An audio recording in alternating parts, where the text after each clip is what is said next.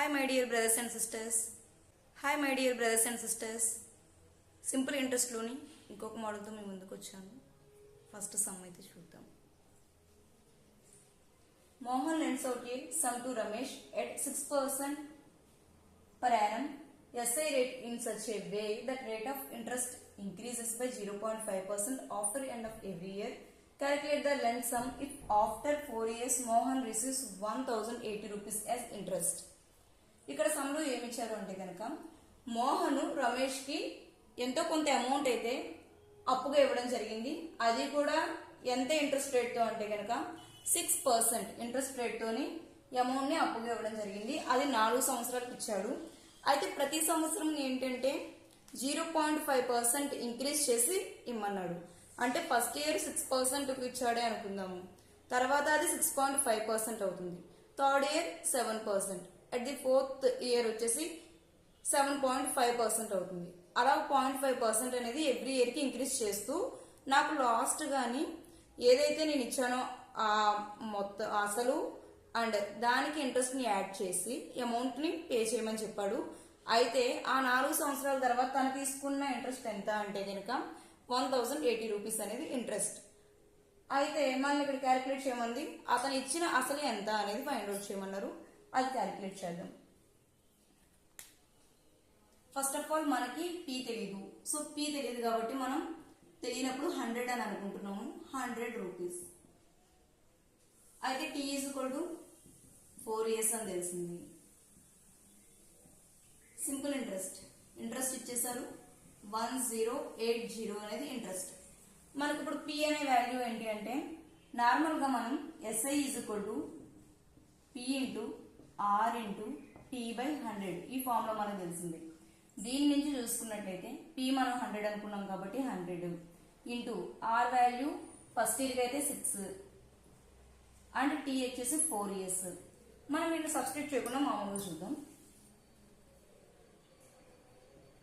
Are into T by 100 cancel. SI is equal to RT అనేది మీకు ఇక్కడ అర్థమైంది కదా. అంటే ఎస్ఐ అనేది ఆర్టీకి ఈక్వల్ అవుతుంది. దీన్ని బట్టి ఇప్పుడు మనం సమ్ చేద్దాం, చూద్దాం. Simple interest is equal to R value normal గా 6%. అది దేనికి? ఫస్ట్ ఇయర్ కి. నెక్స్ట్ ఇది ఫస్ట్ ఇయర్ కి. నెక్స్ట్ ఎవ్రీ ఇయర్ 0.5% అనేది ఇంక్రీజ్ అవుతుంది అని అన్నారు. అంటే 6.5% అయ్యింది. ఇది సెకండ్ ఇయర్ కి. తర్వాత 7% ఫర్ థర్డ్ ఇయర్ అండ్ 7.5 అనేది 4 years. సో ఇది సెకండ్ ఇయర్ కి, ఇది థర్డ్ ఇయర్ కి, ఇది ఫోర్త్ ఇయర్ కి. Simple interest. So 6.5 plus 7 plus 7.5 calculate చేయండి. 13 అండ్ 14 ఈజ్ ఈక్వల్ టు 27 అయింది సింపుల్ ఇంట్రెస్ట్ అనేది. నేను ఇది మీకు ఎందుకు చెప్పాను అంటే దీన్ని ఇలా డైరెక్ట్ గా వేసేస్తే ఇది ఎలా డైరెక్ట్ గా వేస్తామో అనేది తెలియదు. అందుకనే ఫస్ట్ ఇది చెప్పి దాని నుంచి తీసుకొచ్చాను. సో సింపుల్ ఇంట్రెస్ట్ ఎంత వచ్చిందంటే 27 లో ఇచ్చింది. సో మనకు ఆల్రెడీ సింపుల్ ఇంట్రెస్ట్ ఎంత అనేది తెలుసు, 1080. సో మనకి 27 అనేది 1080 అయినప్పుడు పి అంటే మనం ఫైండ్ అవుట్ చేయవలసింది ఏంటి? అసలు. సో 100 కి ఎంత అనేది మన క్వశ్చన్. సో క్యాలిక్యులేట్ చేద్దాం. 10 ఇది నాన్ మ్యాథ్స్ వాళ్ళ గురించి చెప్తాను. 1080 by 27 9 3 times and 9 120 times 3 40 times.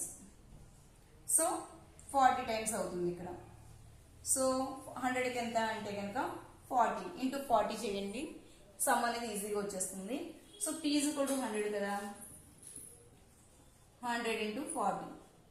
So 4000 rupees. P is equal to 4000 rupees. Some ఇలా ఈజీగా క్యాలిక్యులేట్ చేయొచ్చు. అంటే సింపుల్ ఇంట్రెస్ట్ అనేది 1080లోని 40 టైమ్స్ పోతుంది. అంటే ఇంకప్పుడు అసలు పీ కదా మనం ఫైండ్ అవుట్ చేయవలసింది. పీ ఇంటూ 40 చేస్తే మనకి కావాల్సినటువంటి అమౌంట్ అంటే మనం ఎంతైతే ఇచ్చామో అప్పుకే ఎంత ఇచ్చామో అనేది వచ్చేస్తుంది.